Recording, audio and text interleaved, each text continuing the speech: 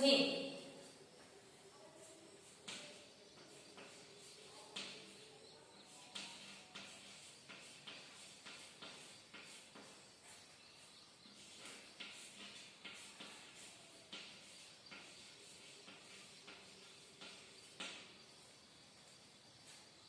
Gene is the smallest part of DNA sequence which coded for the information and heredity material. हमने आगे भी gene के बारे में स्टडी किया था। हम ऐसे कई बार ऐसे कहते हैं कि जो पेरेंट्स का जो डीएनए है वो प्रोजनी में ट्रैवल होता है, लेकिन डीएनए ट्रैवल एक्सप्रेस नहीं होता। उसके बीच में उसमें जो जीन प्रेजेंट होते हैं उसकी वजह से वो जो जीन होता है जनरेशन बाय जनरेशन ट्रैवल होता है। So gene is a specific function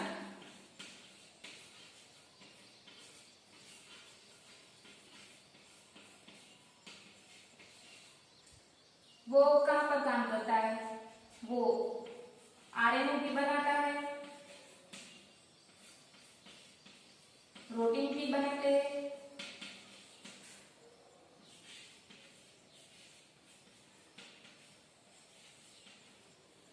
peptide formation.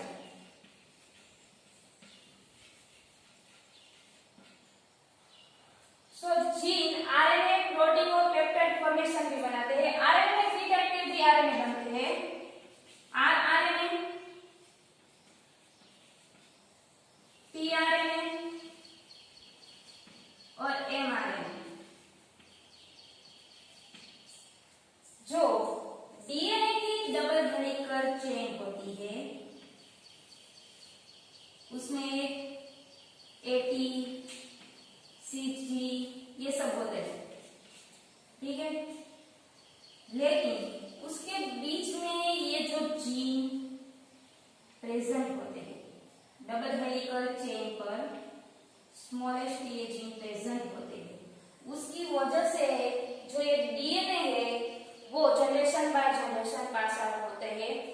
हम आगे भी स्टडी किया है, जो कोई पेरेंट्स फादर या मदर के जो आइज का कलर ब्राउन या ब्लू है, उसके जो चाइल्ड में ये आइज का कलर ब्लू और ब्राउन आता है तो ये मदर का जीन प्रेजेंट हुआ है। अगर फादर का हेयर का कलर ब्राउन है तो ये चाइल्ड में ये ब्राउन कलर प्रेजेंट होता है। ये जीन की वजह से ये सब होता है। अब देखें the concept of the gene, ये टर्म एस डेंजर ने दिया था। एस डेंजर कब दिया था? 1957 में। उसने डिफरेंट टाइप के जो टर्म्स दिए थे जेनेटिक मटेरियल पर।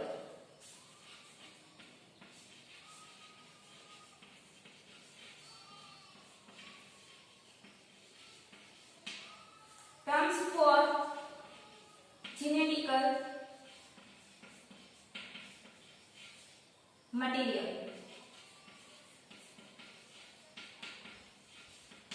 अब मेनली जेनेटिकल मटेरियल क्या है? डीएनए, ठीक है। उसमें 3 टाइप्स के प्रोसेस होती है जो उसमें प्रेजेंट होती है, सिस्ट्रॉन,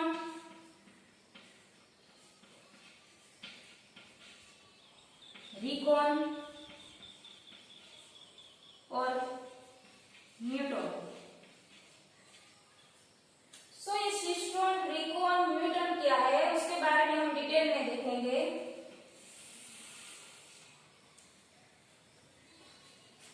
डीएनए उसका 3 पार्ट्स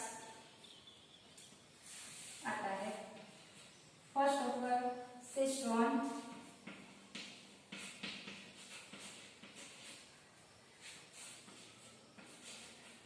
रिकॉन,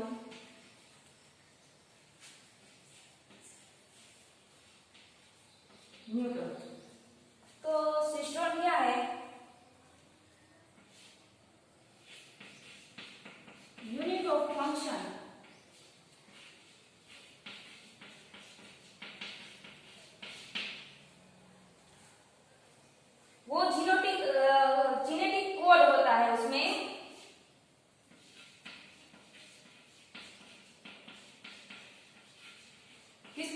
करता है, जो वो प्रोटीन बनाता है।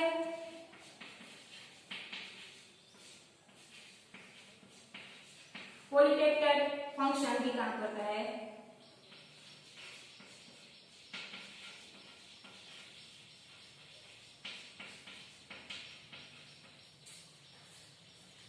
और ये सिस्टोन है वो खुद एक्सप्रेस होते हैं, एक्सप्रेस इटसेल्फ।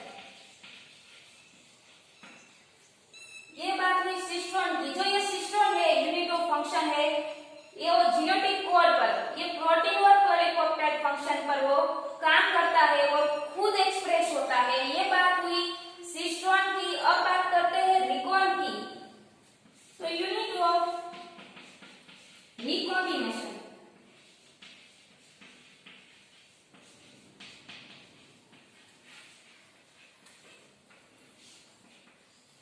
ओके, उसमें क्या होता है, रिकॉम्बिनेशन में सेल डिवीजन होता है।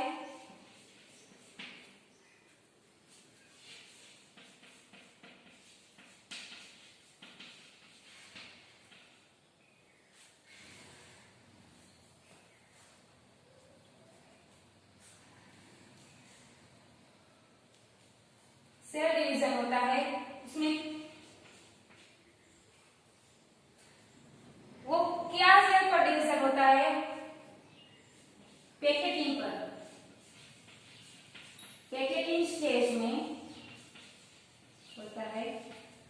हमने आगे भी स्टडी किया था कि जो होमोलोगस क्रोमोसोम होते हैं उसमें अलील प्रेजेंट होते हैं। अलील में इसकी जो जीन की पेयर होती है उसमें रिकॉम्बिनेशन होता है और नया जीन जो होता है वो प्रोड्यूस होता है।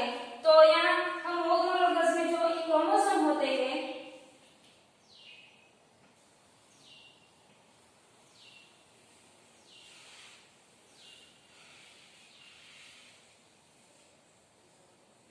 ये दो क्रोमोसोम आपस में क्रॉसिंग करते हैं, ओके। यहाँ बीच में क्रॉसिंग हुई है और नया जो हमें क्रोमोसोम मिला ऐसे। तो यहाँ जो क्रॉसिंग हुई थी ऐसा पार्ट न्यू जीन मिलेगा हमें। तो यहाँ क्रॉसिंग कहाँ होती है, होमोलोगस पर क्रॉसिंग होती है।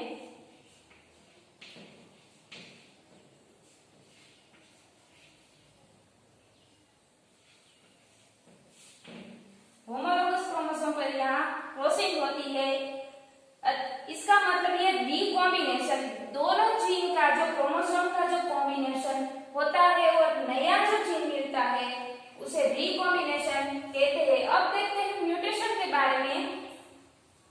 तो म्यूटेशन क्या है, यूनिट ऑफ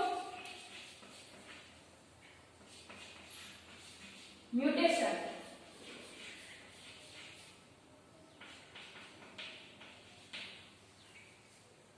वो सडनली चेंज हो जाता है,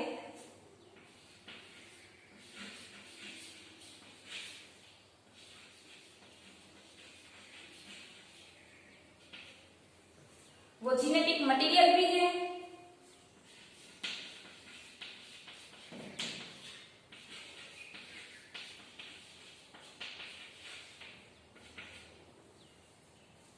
और ये जो डीएनए का जो वो स्मॉलेस्ट पार्ट है, यूनिट भी है।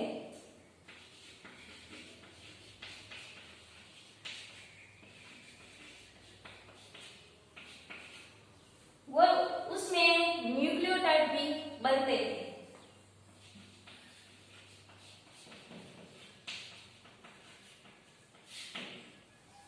ओके, ये बात हुई डीएनए के 3 पार्ट की, जो सिस्टोन, रिकॉन, म्यूटोन।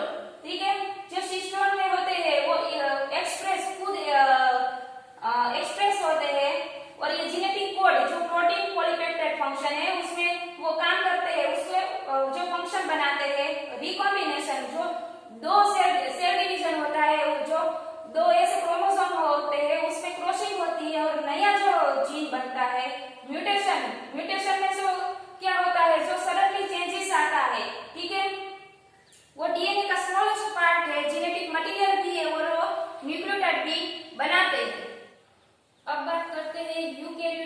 प्रोकैरियोटिक की। तो प्रोकैरियोटिक शॉर्ट फॉर्म में ध्यान रखेंगे और यूकैरियोटिक। ओके, अब ये प्रोकैरियोटिक क्या है, तो प्रोकैरियोटिक और यूकैरियोटिक क्या है। So prokaryotic gene equals to cistron,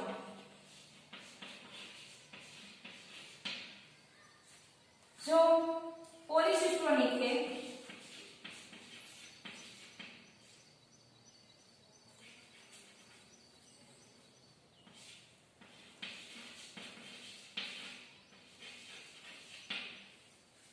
जो एमआरएनए बनाता है। पॉली ज्यादा मात्रा में जो एमआरएनए बनाता है वो क्या बनाता है, प्रोटीन। एमआरएनए ज्यादा मात्रा में प्रोटीन बनाता है, वो पॉलीसिस्टोनिक है। अब eukaryotic, eukaryotic is a cistron equal to axon.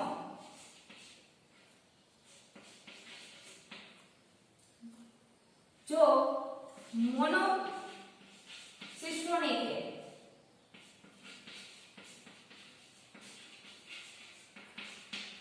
Mono means एक, वो जो एक्सोन है वो एक ही प्रोटीन बनाता है। ओके, सो हम ये कह सकते हैं कि जो gene and cistron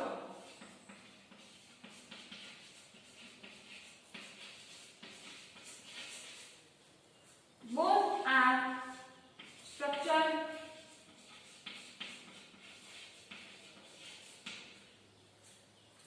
gene and cystone both are structured unit of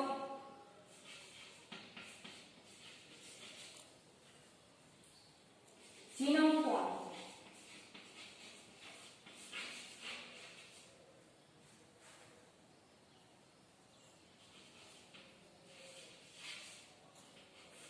जैसे कि प्रोकैरियोटिक एंड यूकैरियोटिक।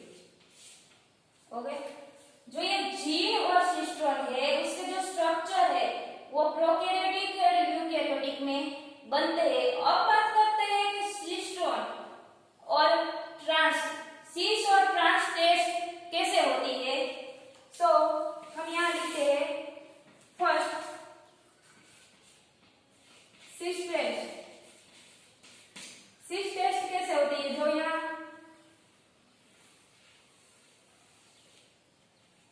क्रोमोसोम होते हैं उस पर जो ये जीन होते हैं ये बी, दो ए से ए बी। फॉर एग्जांपल हम यहाँ 2 अल्फाबेट्स लेते हैं। जो यहाँ फर्स्ट जो है क्रोमोसोम उसमें जो ये बी है वो बी की तो कमी है, और यहाँ भी दूसरे में भी जो बी कोड है उसमें भी ये कमी है। ठीक है, ये ए और बी दोनों के पास ए है लेकिन दोनों के पास बी की कमी है। सो यहाँ जो न्यू बनता है वो क्या होता है, ए तो दोनों के पास है लेकिन बी की कमी है। सो यहाँ म्यूटेंट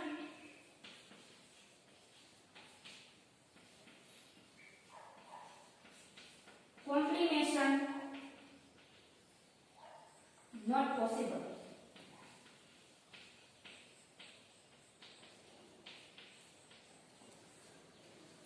क्या होता है, जो सिस टेस्ट में होती है, जो यहाँ दो अलग अलग जो कोड होते हैं ए और बी, पहला क्रोमोसोम दूसरा क्रोमोसोम में ए और बी होता है, दोनों के पास में बी की कमी है।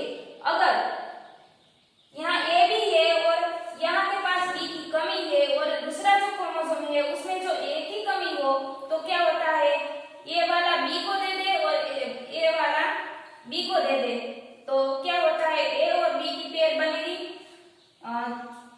अब हम दूसरे जो ट्रांस टेस्ट है उसमें देखते हैं।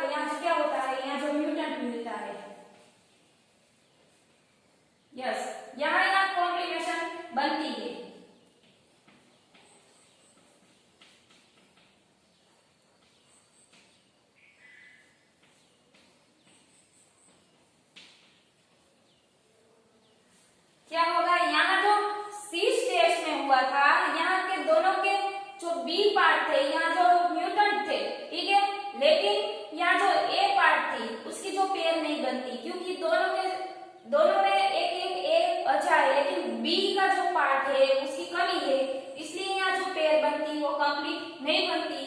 लेकिन ट्रांस टेस्ट में क्या होता है, जो ट्रांस टेस्ट है उसमें दो जो वो अलील है उसमें से जो एक है वो एक की वो उसके पास है, दूसरे की कमी है, और दूसरा पार्ट में क्या होता है उसके ए की कमी है और बी अच्छा है, जो ए और बी जुड़ गए जो एक अच्छा पार्ट मिलेगा, जो यहाँ अच्छा एक न्यू क्रोमोसोम या न्यू जीन मिलेगा, वो क्या होता है यहाँ जो म्यूटेंट कॉम्प्लीमेशन बनती है वो कंप्लीट बनती है।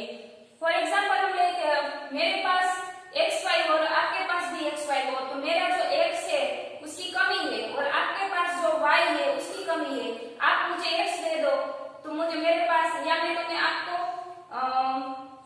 Y दे दूंगा, तो हम उसकी जो की पेयर बनती है जो ये पूरी पेयर बन जाएगी। जो इसी तरह ये सीस और ट्रांस में ऐसा होता है, जो सीस टेस्ट होती है उसमें जो पेयर है नहीं बनती, लेकिन ट्रांस टेस्ट होते हैं उसमें जो ये पेयर है वो बनती है। ये बात हुई सीस और ट्रांस टेस्ट की।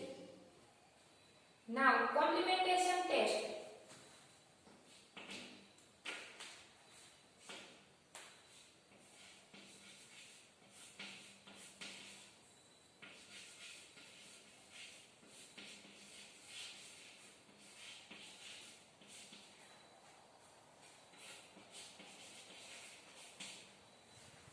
हमने सीस टेस्ट और ट्रांस टेस्ट दोनों में से देखे थे कि जो एक क्रोमोसोम था उस पर ए और बी लोकेटेड थे, ठीक है, दोनों में सेम एक फॉल्ट था या तो बी फॉल्ट था, ठीक है, तो दोनों में जो बी फॉल्ट था और ए की जो पेयर बनती थी, लेकिन वो जो नया क्रोमोसोम बनता था वो ए की पेयर मिलती थी, सो यहाँ कॉम्प्लीमेंटेशन नहीं होता था। लेकिन जो ट्रांस था, ट्रांस टेस्ट में क्या हुआ था, जो ट्रांस टेस्ट था उसमें ए अच्छा था और बी का जो कमी थी, वो जो नया बनता था उसमें क्या होता था, जो ए और बी दोनों का जो पेयर मिल गया, ठीक है, वहां कॉम्प्लीमेंटेशन टेस्ट हुआ था। हम यहाँ देखते हैं जो ड्रोसोफिला, फॉर एग्जांपल हम ड्रोसोफिला के आइस कलर उसके बारे में एक एग्जांपल लेते हैं।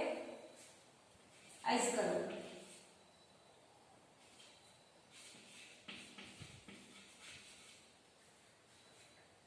जो व्हाइट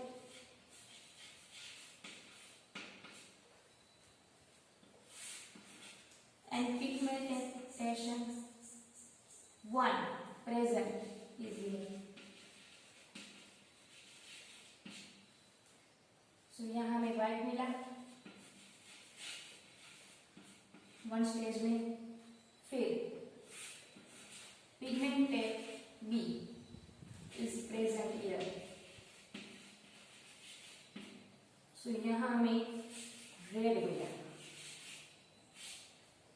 ऐसा क्या हुआ, वरना तो हमें व्हाइट कलर का ही मिलना चाहिए ना, जो ये रेड व्हाइट कलर की जो है इसका कलर था उसमें पिगमेंटेशन पिगमेंट ए ऐड होता है, फिर व्हाइट फर्स्ट स्टेप में हमें व्हाइट मिलता है, फिर पिगमेंट बी प्रेजेंट होता है और लास्ट में 2 स्टेप बाय रेड हमें मिलता है।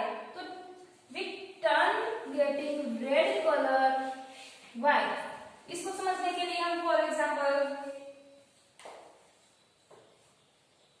Small A capital B, small A capital B, capital A small B double A capital and small. तो यहाँ जो 4 डॉक्यूमेंट 2 पेयर मिली है, अब उसे हम डबल ए कैपिटल बी 1 पे डबल ए स्मॉल, ये जो मिले हैं हमें 2, वो हमें प्योर मिले हैं, मतलब कि होमोजाइगोस।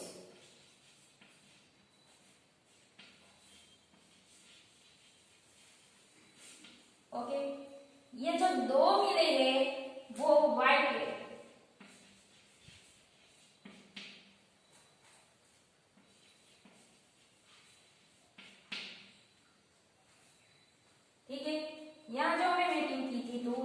व्हाइट मिला, इसका भी, इसका भी ये व्हाइट मिला। फिर अब दोनों के बीच में so many 1 A and B, capital 1 capital A और small a, capital B and small b, ठीक है। ये दोनों का जो कॉम्बिनेशन बन के यहाँ जो बना है वो हमें रेड कलर का मिला। क्यों? क्योंकि ये तो होमोलोगस क्रोमोसोम है, यहाँ तो सो दो साइड हमें पेयर मिली, वो तो हमें प्योर मिली थी। अब ये हेटेरोजाइगोस मिला है, ठीक है। यहाँ हम लिख लेते हैं हेटेरोजाइगोस।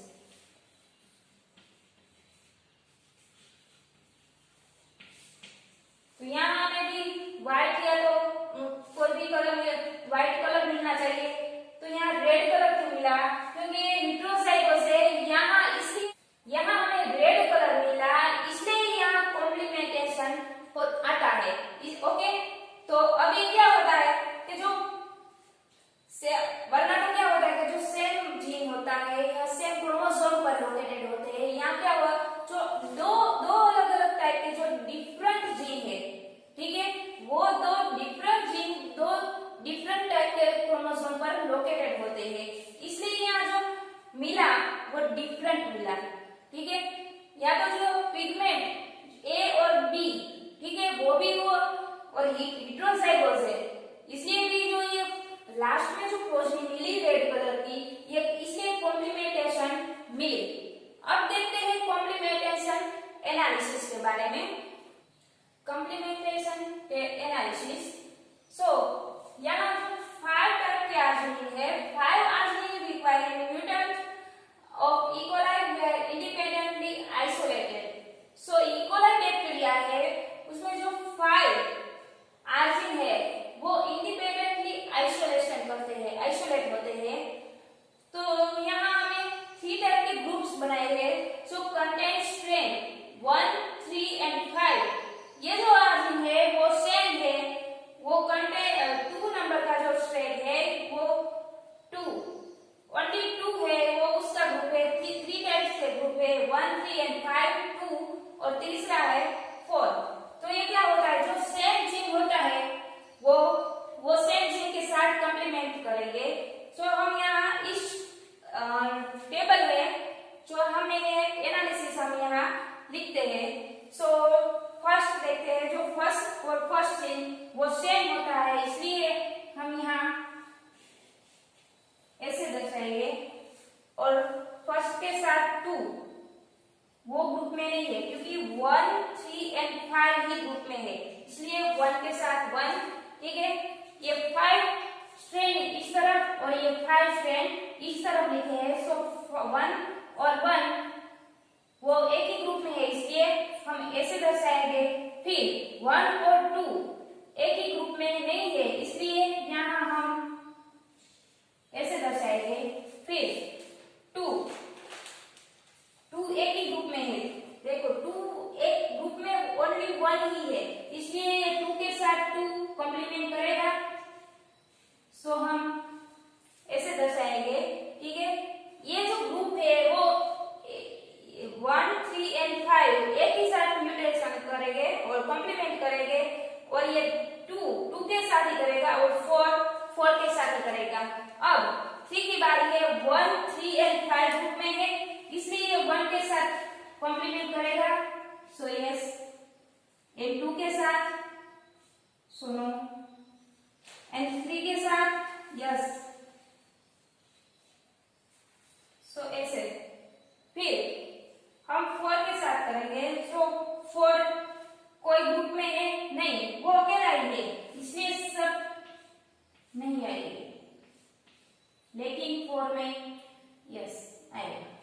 अब 5th और लास्ट कॉलम, जो 5th है 1, 3 एंड 5th का जो ग्रुप है वो 1 में आएगा, 2 में नहीं आएगा, 3 में आएगा, 4 में नहीं आएगा, 5th में आएगा।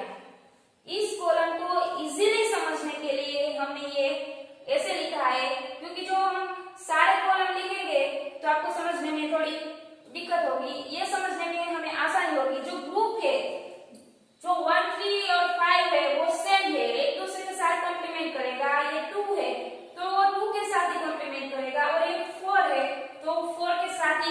कॉम्प्लीमेंट करेगा। सो गाइस इस लेक्चर में बस इतना ही। हम नेक्स्ट लेक्चर में जो जेनेटिक्स के जो आगे पार्ट है उस पर स्टडी करेंगे। So guys thank you so much and keep reading.